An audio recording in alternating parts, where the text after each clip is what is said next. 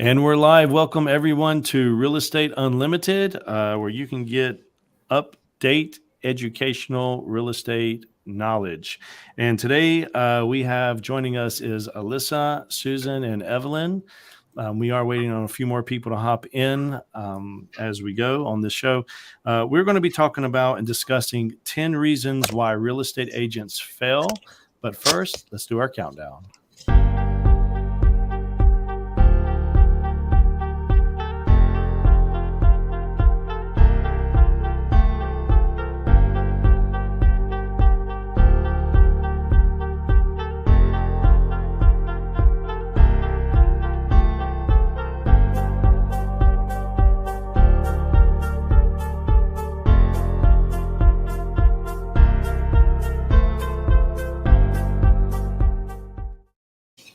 Welcome back, everybody. Ladies, how are we doing today?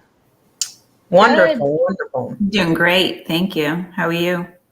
I'm doing great. I'm excited about this segment today. We will be talking a little bit about 10 reasons why real estate agents fail. I think this gets misinterpreted when people get into this market. They think that we just make push a lot of papers, sign some signatures, and make some massive amount of checks.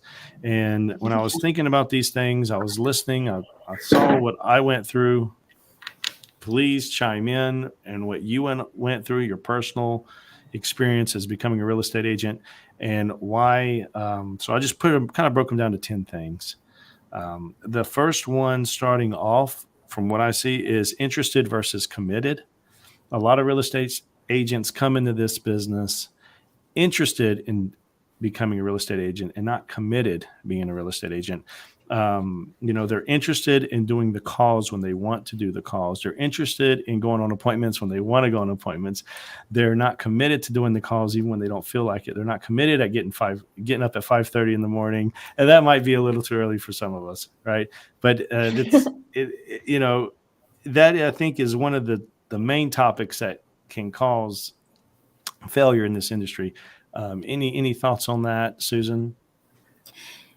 I think if you don't have a great morning routine and you're just a loose cannon and you don't time block and really be dedicated to your morning, then it's going to take you a long time to get any kind of flow going, any kind of referral system, or you just have to do the things every day, and it can get boring. Absolutely. But you have to do them every day. You have to be consistent. Yeah. Alyssa, how about yourself? Any thoughts on this right here? Yeah, I'll be honest. I think even when I first started, part of me was like, it's like HGTV, like I'm just interested in the idea of houses and stuff. And the job is so much more than like a hobby or pretty houses. Like you have to be committed. It's an actual job, and you have to do all those things that you said and more. Absolutely. And Evelyn here is our lender. Evelyn, but I feel this principle applies to you and your business as well. That's right. Sometimes a lot of, especially if you're, real estate and the mortgage industry is hand in hand, right? We work together. And what I've seen a lot of people in the business that I am, as far as mortgages and also real estate, what I've seen in the last few years, it's just, some folks coming in, and I'm not saying all, but I've seen a lot of volume of, this is going to be easy. The idea of sitting next to the beach in the Bahamas and making money. And if you're in it for the wrong reason, your heart's got to be in the right place. If you're a people person, for the right reason to help and serve your community and serve others, that's got to be something that's in your heart in order for this business to actually work. And you have to be passionate about actually helping others to obtain a loan mortgage or a home. That should be your biggest satisfaction in this business. If you're in it for the wrong reason from the get-go, I'm going to get rich in this business and I'm going to be famous and I'm going to put my face on Facebook, and it's not about that. And, showing a Lamborghini, I've seen a lot of agents, on Facebook. I see it all the time. I actually had this girl that I'm like, okay, is this a business or is it like a model thing or what is it? We're here to help people. And I'm not saying it's wrong to have that. Don't get me wrong out there, guys. I'm not saying anything against your profile pictures, but, we have to give the impression to actually of serving others. And I think that's the way to start off a great business, a great concept, a great foundation. And from there on, I think everything's going to flow the right way. That's my opinion and my perspective on that. Evelyn, would you also say this is a mindset thing? Because I'm feeling that's what it is. When you're interested versus commitment, right? You're interested in going to the gym, you're committed going to the gym. It goes back to mindset. Would you agree to that? Yeah, I agree. Is you have to have that mindset. Why am I getting in this business? Of course, you want to make money. You have bills to pay, but the mindset's got to be, hey, I'm gonna love others as I love myself. I'm gonna serve others the right way, even when nobody's looking at me. It's all about integrity in this business, honesty, being genuine with your buyers, with your sellers, and with my clients. Basically, that's it's a mindset. You're right about that. Awesome. Well, it's grit. It's definitely grit. And it's no joke at all. The second thing I had down is there's no strategy, right? Your strategy in this business. A lot of people come in here and they do not have a strategy when they work in here, and it took me years to understand this. I mean, I always tell other agents, learn from my mistakes. When you wake up in the morning, you do your morning routine. I feel the first thing agents should be checking is the hot sheets. They need to be looking on that MLS. What is the new listings? What's closed? And you see you apply that to your current situation, to your current transactions. A great example. I have a lady looking for a property in Asheboro. First thing I need to do every day throughout the day, first thing in the morning, is see what new listings hit in Asheboro in her price point. What are the days on market? What listings that she might have an interest in, and look at the days on market on there. Research. And if you're on the listing side, I recommend doing this as well, because just another example, I've got some land listed for sale right now in Clemens. And so I've constantly checking to see what's sold in that area. What was the price point of vacant land? Well, who did price decreases? How long on the market, days on market from the last property sold? All this information needs to be gathered and brought to your seller's attention. And part of the strategy, I think, good for agents is, you get a buyer, you get a listing, and again, correct me how you guys feel on this, but you get a buyer, you get a listing. It doesn't matter. What is your communications? I have said in my schedule every Wednesday, I follow up with all my clients, all of them. Even if I talked to you yesterday, I'm calling you on Wednesday. Okay.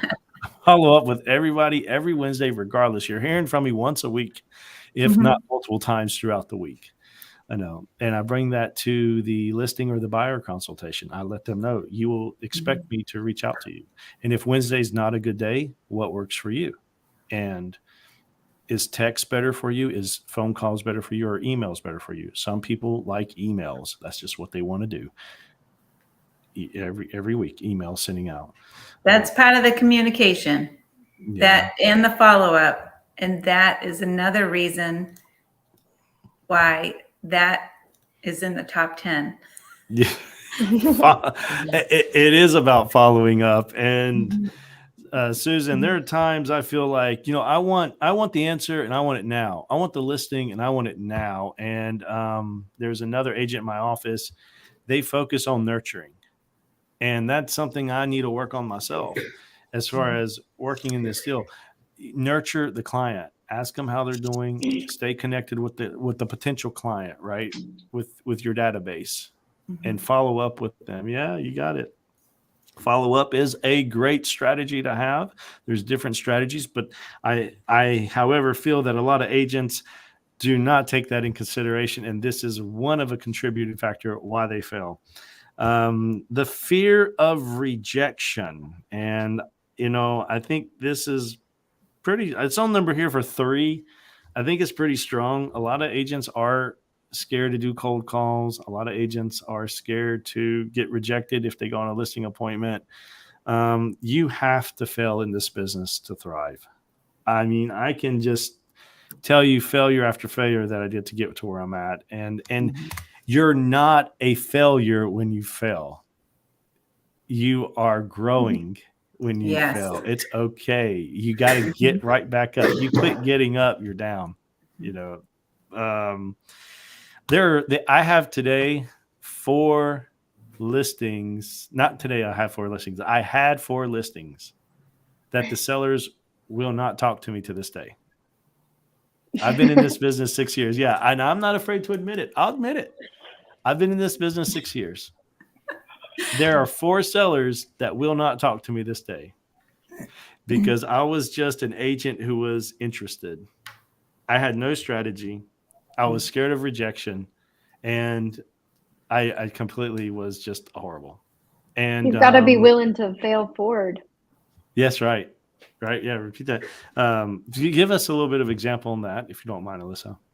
I think with what you said, like putting yourself out there with sellers, or even I got my license when I was 19 years old.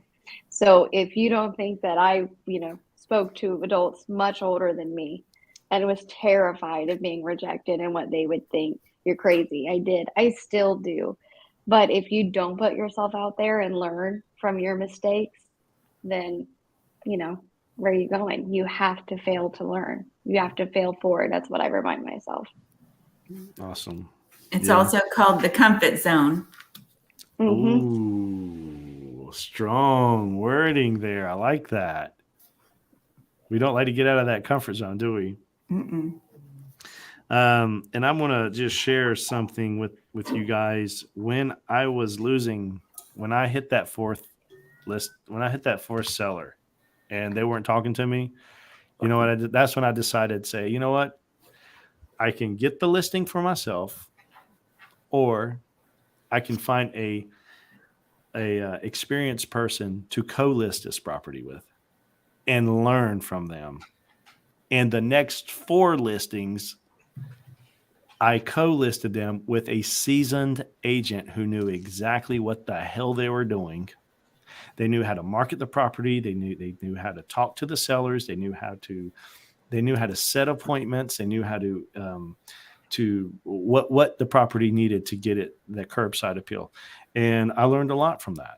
And now I can list properties on my own. I mean, I will still co-list properties, and that's when I can't get to them. Right. If I cannot give them the full service, I will co-list with another agent, and it's a win-win situation. Mm-hmm. So, and that goes to number 4, no or wrong role model. A lot of agents get in here and they just think, well, I don't, they either pick no role model or they have the wrong person. And what is it? The 5 people you hang out with is what you become. Yeah. So you need to be with high producing agents. And I am a big believer in coaching. Susan's in my coaching, in my coaching group. I'm a big believer in coaching. It really turned my business around. And I don't know if you've done coaching, Alyssa, or Evelyn. I don't know do you guys have coaching in the mortgage industry? We do. Yeah. You get to work with them as individually. So every industry has a coach. Somebody that you could go to become, I guess, better at what you do. So I think every industry has coaching. Mm-hmm. Gotcha. So, okay, great. Well, I think that is one of the first things agents should do. They should find someone. And Dean Siddon, he's a local agent in the Winston-Salem branch of Keller Williams. And Dean and I took Bold together, and that's how I met Dean. And a top producing agent, great guy. We started working. I mean, I started listening to him, and he would always tell me, listen to my mistakes. Don't make the same mistakes. This guy, I'm like, you made these mistakes? He's like, I made these mistakes in the beginning. Listen to me. So finding the right people, climbing up the ladder. I mean, they're almost like little birds, right? So you go to a bird that's bigger than you, and they grab you, and then they pick you up, and they take you to the next step. And then you got to find a little bit of a bigger bird to come and pick you up and take you to the next step. There you go there. That was number 4. You guys tuning in. So we had number 1 was interested versus committed. Number 2 was no strategy.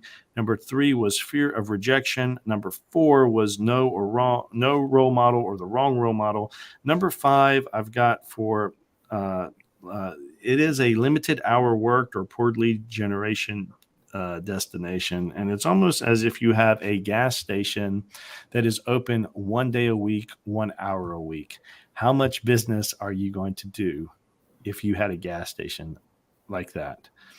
For example, a lot of people think I can just do real estate part-time, and a lot of people do. I'm not knocking those people that do. I was a part-time agent for a while. I'm full-time now. However, when you feel that I could just make calls once a week, or I can go on an appointment once every 2 weeks, you're not going to go too far. I just want to make it clear, and tell me what you think. Agents do not go out of business because they have too many listing appointments. Mhm. Agents do not go out of business because they have too many buyer consultations, or they have too many buyers they're servicing, or if they have too many listings. That's not why they go out of business. So I think people just misinterpret this concept as far as designating time to generate leads and to work the market. And I want to hear you guys' thoughts on this. There's 4 things that the gas station, there's 4 branches that I've broken this down to. 1 is your database. 2 is open houses. 3 is geofarming. And 4 is online presence. And so if you go to your database and you're focusing and you're working your database, these are the people that you know. Calling them, making appointments on them, meeting them for coffee, talking to them about the market, asking who they know to buy and sell real estate. Designated time to do open houses. They're coming back, ladies and gentlemen. Mm-hmm. They're coming back and they're stronger than ever. Mm-hmm. Yeah, finally. Absolutely. Finally, we can get to the house before it goes under contract. I missed that. Geofarming data. And Evelyn, I'm sure you use some of this. Yeah, lenders even go to open houses and set up. And geofarming, farming your market. And then your online presence. Where are you if you're on social media? I know Evelyn does a lot of Spanish. You do a lot of videos in Spanish and talking about buying and rates. Online presence is strong today. Whether you're a camera person or not, I think it's strong. Any comments on this and thoughts? Well, I think going back to your topic or the beginning of the gas station being open like 1 day a week, what you put into real estate is what you can expect to get out of it. I tell myself that a lot. Like, if I have a week where I have no appointments or not a lot happening or not a lot of buyers, well, what have I done in the past week? Is that probably what I should expect from what I'm doing? And all of those different points are things that you can do to put even more into your business to get some out. Social media is a big thing. Mm-hmm. Agreed. I agree with you. You have to do the mundane things every single day. And it's, some days it's a great day. You end up speaking with people that just light your life up, and then you learn from other people. But if you don't reach out and call people and ask them if they need your help, that's your goal every day, is to find 1 or 2 people in your community that you are able to help get them to their goals. And it's a great feeling when you find them and make it happen. Absolutely. That's right. Those are fun words. And I think online presence is very important, Paul, because I think you're able to reach a whole bunch of people at one time. There's a lot of traffic there. Everybody's mostly on their phones now. Facebook, TikTok, whatever you want to call it, just to at least do one video, or especially educational, because people are looking for, or prospects or clients, customers, they're looking in your area of real estate, somebody that's knowledgeable with your local market, somebody that would give them that education of, where to start as far as, the mortgage process. That's why I always do videos on that as well. So, as long as you have that knowledge, whether you're new and you're in this business, for new realtors out there that are coming in or have been in it for months or a year or 2, it's important for you to have that knowledge, of your industry. So when you do talk to a prospect, you'll have that confidence and they'll see that you're not doubting about what you do. That is very important, that projection you give to them, whether you're new. I always say work with somebody with experience, somebody that knows their local market. Mm-hmm. Don't have somebody from another county somewhere over there in Raleigh. And I don't have anything against, realtors coming. If you know the market here, fine. But, you guys you guys are here in the tri. You got to know your market real well, have that knowledge, have that confidence to talk to your sellers, and create an online, an online presence. That's very important. Even if you don't feel that you get a lot of flow, nobody's looking at your videos. Believe me, somebody's actually looking at your videos, and they might not be reaching out to you now, but they have in mind to. And they'll go back to that video and say, I'm going to call that agent because he seems to be really knowledgeable, or that mortgage lender. They seem to have it, know what the process is, and they're going to hold my hand. So that's what they're looking for. Mm-hmm. And that's another thing. You need to know your market. You need to read. You need to research. You really need to dive in and even go to the office.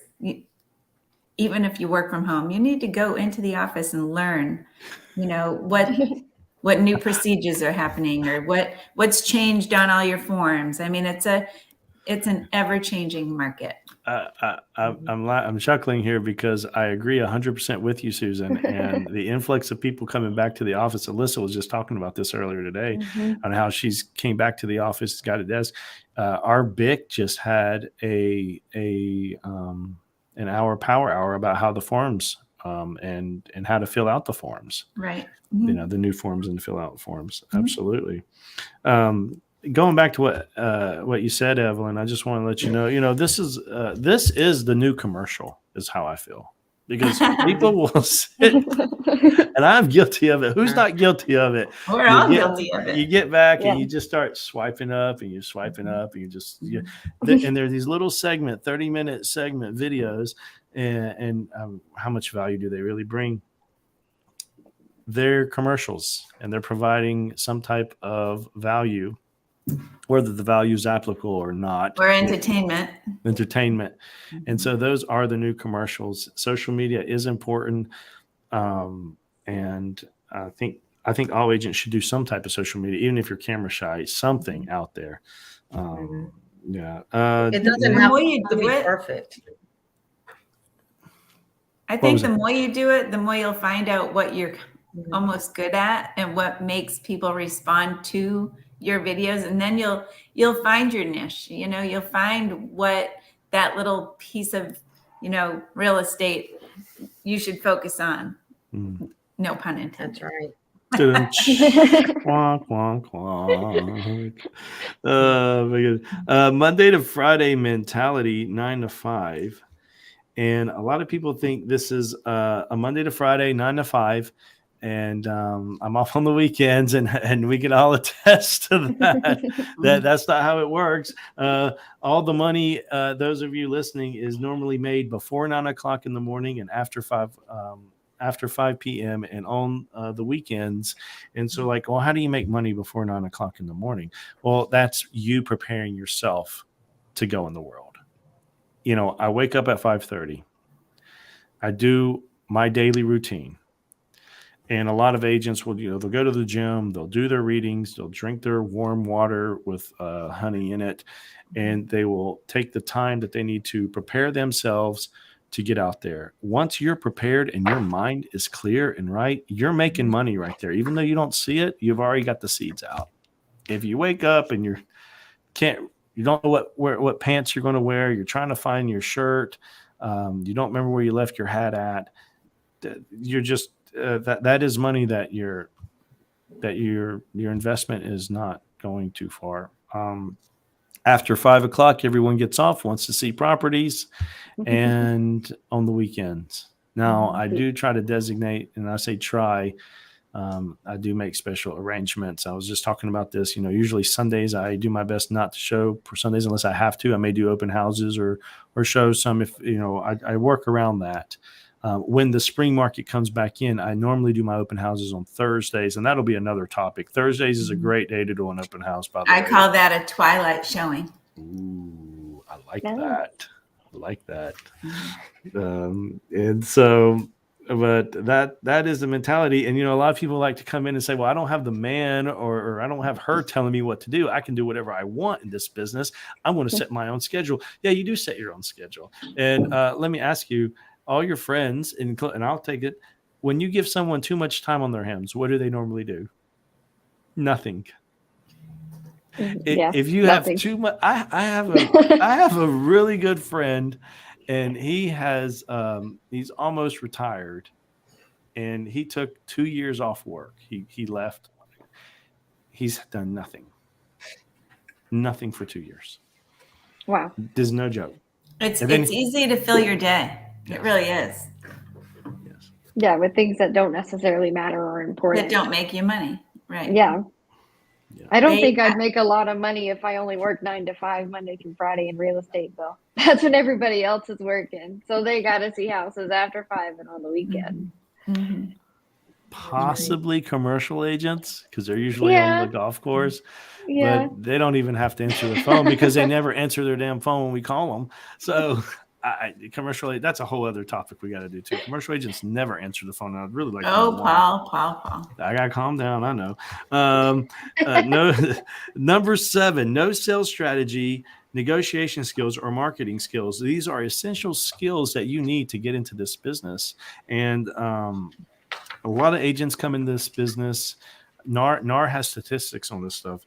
With no strategy skills, no negotiation skills, and no marketing skills. All right. As a real estate agents, we're licensed professionals, as many of us know. But if you never sold and you don't know how to negotiate and you don't know how to market properties, that's the essentials. That's how you turn deals. Mm-hmm. And a lot of agents come in here and they don't have those things and they get destroyed by bigger agents. Mm-hmm. Or they will out because they keep their deals fall apart. And there's skills for this, right? You learn from other agents. Training, you read books. yes. Books. Training. Kelly Williams is huge on this. Mm-hmm. Goal setting, number 8, and I think this is a very important one. A lot of people do not set goals. Weekly goals, monthly goals, and yearly goals. And everyone says, yeah, I'm going to do, it's January, right? When I said, let me talk to you in about 4 weeks and see where you're at. Mm-hmm. You know, goal setting. I have a goal card I carry in my pocket and I write down my monthly goals. Susan just loves that idea. I do. I love that. Yeah. And Instead of a gold card, which is right behind his goal card. Yep. So, I think a lot of agents do not come in with setting goals and that hungry mentality. And, a lot of people are like, you got to be hungry. Well, there's a difference between being aggressive and being hungry. You don't have to be aggressive. You have to be aggressive, but you can do it in a proper way. The number 9 is poor scheduling, I think. And I want Evelyn to chime in on this one because you do have clients, Evelyn, and you set a schedule to follow that with your lending. A lot of agents do not schedule, and if it's not on your schedule, it don't exist. That's a saying we use here at the office. Yeah, absolutely. And another saying is, let me look at your schedule and I'll tell you what your outcome is going to be. And I was talking to a newer agent this past week, and they were saying, well, I said, what's your schedule look like? Oh, I don't know. I don't keep up with my schedule. Just whenever someone wants to book it, they're very new. And I said, well, I was thinking that's something that you really need to work in. If you cannot control your schedule is going to control you, and nothing's going to get put in there that's going to help you in this career unless you specifically look. When I do my calls, excuse me, guys. Sorry about that. When I'm doing my calls, I'm looking to set the appointment. I'm not calling just to say a script. I'm literally looking to set an appointment to meet this person. My goal is to set an appointment. And my goal is not to get a listing. My goal is not to get a buy. My goal is to set an appointment to see if we're a right fit. And it all starts with appointments. Calls equals appointments. Appointments equals contracts. Contracts equals sales. Goal setting. Evelyn, do you have anything you would want to chime in with the schedule? Yeah, with with the scheduling, that's very important. It's time. It's a part of time management and just being organized. I guess before, when I was newer to this business, it was like, hey, as it come along, and that doesn't work well. You have to have a set schedule. You have to know what your day consists of that day. You should plan ahead. Hey, I'm gonna meet with realtors. I'm gonna meet with builders. I'm gonna this is what I'm planning to do in this time. After this time, I could call clients. And this is why. I know it's on our iPhone, but that's why I always carry like this around because I'm good with writing it down and actually looking at it like old school. Even though I do have it on my phone as well, but this helps me to kind of keep that balance, look at it. And when I'm talking to a client, like it's funny because I had a real estate agent and it's nothing wrong with that. He called me, he's like, hey, I need you to do, if you could, pre-qualify this client, and I don't mind. I really did have time at the present time. I was actually on the phone, but with a family member, I'm like, hey, business is important. Let me let you go. So this real estate agent called me and said, hey, I have Mr. So and so on the line, and I need you to pre-qualify him right now. And then he got him on the phone, right? I started asking questions. He's like, yeah, let me give you my information, right? The client. And I'm like, wait, let's get rid of the real estate agent because I don't want to keep the real estate agent on the phone because I have my routine that I do with the client, ask him questions, interview him, and so I'm like, let him go and then call you back. And but he just called me like on the spot. And sometimes you are available to do that. I'm not the type of lender that, let's schedule and I'll call you another day. If you don't get it at that moment, you have to be wise in this business. If you actually have a prospect that's interested in applying now, they could change their mind later. So I'm like, okay, let's go for it. He's in the momentum. Let's go ahead and take his application. So, but usually what I do if somebody calls me, hey, I'm at work and I really can't. And most people work from 8 to 5. I can't see you. Do you have time for me on a Saturday or do you have time for me, after 5 o'clock? So this is why I use this to schedule. And usually Saturdays, of course, that's when a lot of business is out there. People are showing homes. Looking at homes, you guys are working out there on the weekend, especially because people are off.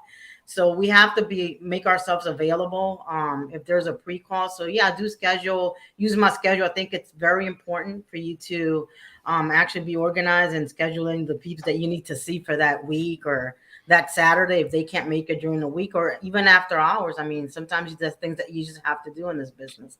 This is not just an 8 to 5. We're always working.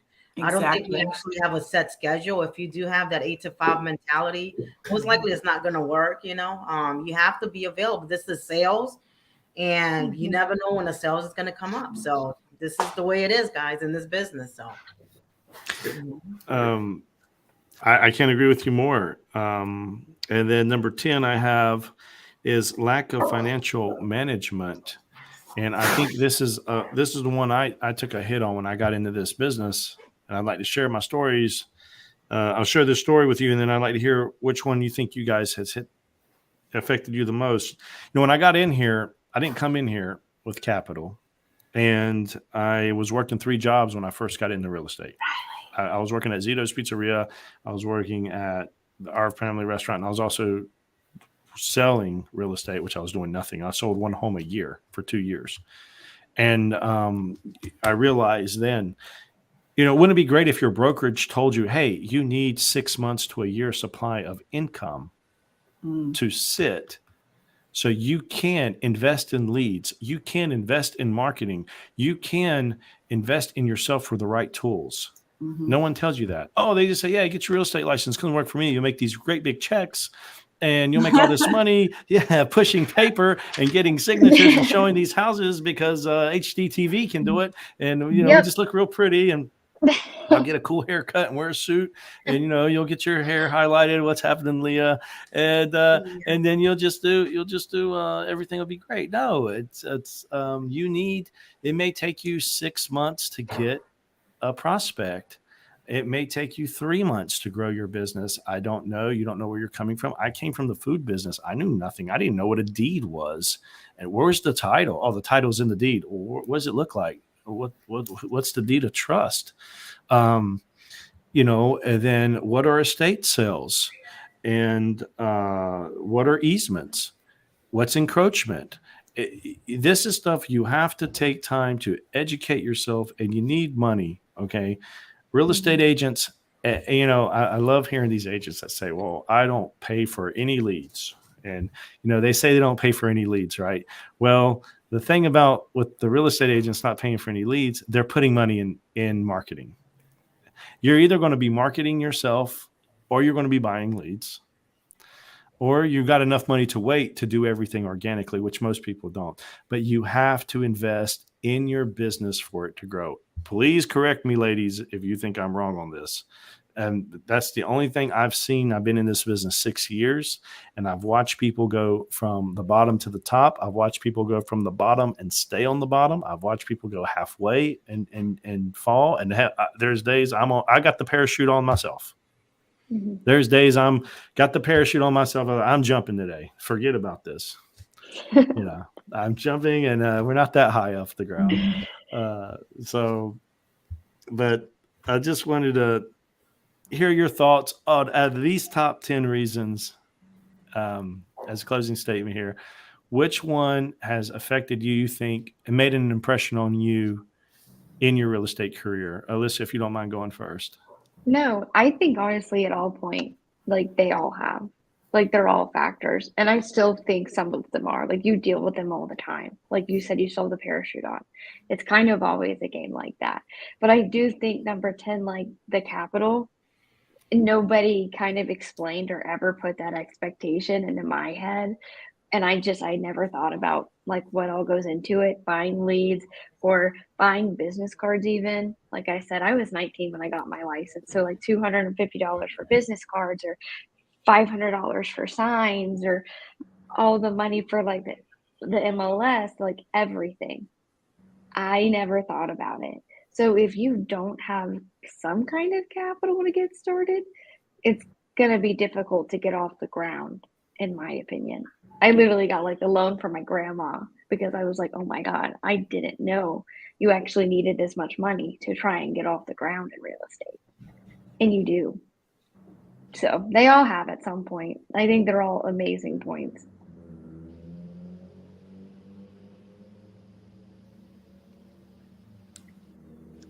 We can't hear you. Can't hear you. Oh, I'm sorry. I had it on mute. I was like, Evelyn, how about yourself? Is there any one of these that you can apply to that you see that when you got into the business as a loan officer, what was probably one of these that touched you the most, impressions on you? Yeah, I think on really on getting like the leads, because I think real estate agents, you guys have more expenses, I think, than we do. You guys have to pay for your desk, for the part of your office. Most of these things are included for us, thank God. But I would say, capital would have been once I got in the business back in 2000, that would have been a big issue. But really, I think they don't prepare us for the rejection part, and especially if you're like kind of like don't have enough knowledge or been in the business for a while and you're not prepared for rejection, and somebody's telling you no all the time, and you just got to be persistent. I think that's one of the things too in the beginning for all of us. I think when we get in this business, if we're not persistent, we let all these rejection or clients say no to us and things. I think that kind of affects in the beginning. But once, like I said, once you obtain that knowledge and everything, I think you get over that eventually. You start to be more confident in yourself, what product you're offering and what service you're offering to that prospect. So I think that would have been probably something that I struggled with in the beginning, a year of being in this business. Gotcha. Yeah. Susan, how about yourself? What would you say out of these 10? Was there one that made a special impression on you? Would you consider them all? I think it's mostly, for me, it was getting my daily schedule perfected, my calendar perfected, and training my family. That it's different now, I just can't get up and run around. But other than that, everything, like Alyssa said, it's everything. You have to be able to, it's like a puzzle. You have to connect everything together. And even if it's one thing, one little tiny thing that you piece together every single day, like a beehive, right? It's just going to get bigger and bigger and bigger. And so, and you just, grow and keep growing. Mhm. I like And the beehive analogy. And then when you grow so big, you get good honey. Yes, I mean, you get a lot of bees with honey. How about that? Yeah. Awesome. Yeah. Amelia, is there anything that you saw that maybe when you got in this business and and I don't know if you heard all the 10s or got the email, but we're looking at interested versus committed, no strategy, the fear of rejection, no or a wrong role model, and Barry over here has chimed in on that and said lack of having the right mentor, right of having the right mentor rank top for what I see, Yes. finding the right person to follow and to achieve. I mean, and Barry, Barry's EXP, Susan, he's with you guys. It's a big deal. It really is. And Leah. Hi, Barry. Limited work hours, not designating time for lead generation, Monday to Friday mentality, no sales strategy, negotiation skills or marketing skills, no goal setting or no goals, meaning low goal setting, no goals, poor scheduling or lack of financial management. Is there one of these or all? What's your thoughts on this right here? I mean, I really feel like you've hit the nail on the head with all of those, but one that I can say that I needed to work on and I didn't understand completely when I started was not tracking my numbers. Like, I'm like, oh, I want to make this much this year, but I didn't realize how to get there. Like, okay, well, how many calls do I need to make? How many appointments does it take after I make those calls? Like, how many appointments will I get? To figure out how many calls I need to make to get, 5 appointments a day. And I just, started calling and doing that, but I wasn't tracking what I was doing. And I didn't hit my goals the first year because I didn't understand like how to track those numbers. And I feel like having a business plan in writing, like as far as like, hey, this is how much I want to make in GCI. These are the 3 main pillars that I need to have. And these are what I need to do to achieve goal 1, goal 2, goal 3. And once I implemented a business plan in writing, started tracking my numbers, figuring out what was working, what wasn't working, hiring the right person to help me, like a coach or a mentor, because that's how I learned it was by having somebody more experienced teach me on what to do. That's like number 1 for me is tracking your numbers and making sure like what your goals are so you can figure out how to get there so you can achieve them and get where you want to be at. And breaking them down so they are easily achieved. And It's not easy. Don't take me the wrong way, but it's easily achieved when you focus, this way. And then you're like, okay, I have to work a little bit harder here. And then when you're able to detail your goals down to the day or what you have to do that week, it's amazing. It makes it attainable. Yeah, I agree. absolutely. I think that's very well spoken. And those of you listening now, this is real stuff that every agent deals with. And then there may be more reasons why agents fail. But these are the top 10 that I could, from doing my research and seeing my own faults, I didn't know. It's like babies, right? They're born, they don't have instructions, I'm going to throw out one more word and interrupt you, Paul. It really is a support game. It really is. You're going to get it, and then you're going to give it. That's right. So support from other people supporting you is what you're saying, right? And then supporting other people. Yes. I'm an extrovert and I need to be around people or I'm just going to show up and die. and I was having this conversation with another coworker. They're talking about courage. And courage comes from the outside, right? Courage is not on the inside. You can have faith on the inside. You can have hope on the inside. You can be determined on the inside. But to have the courage, you need people supporting you out. They say try to find the courage. The only way you're going to find the courage is if you've got people out there supporting you, and then you're going to stand tall, right? There's there's one on the social media. There's this one, I don't know who he was. I don't know if he was an actor or a singer or what, but he said, surround yourself by the people's that their eyes light up when they see you. Right. Well, that's putting yourself with people that want to see you, that want to grow. So yeah, but anyway, well, we hit the top 10 topics. I want to say thank you, lady, for joining, and thank you everyone from listening in and chiming in. And until next time, we will catch you later on. You guys have a great and wonderful Bye, week. ladies. Thank you, Gentlemen. Bye, Leah. Bye, Alyssa. Bye, Evelyn. Bye. Nice to meet you guys. See you soon. I hope.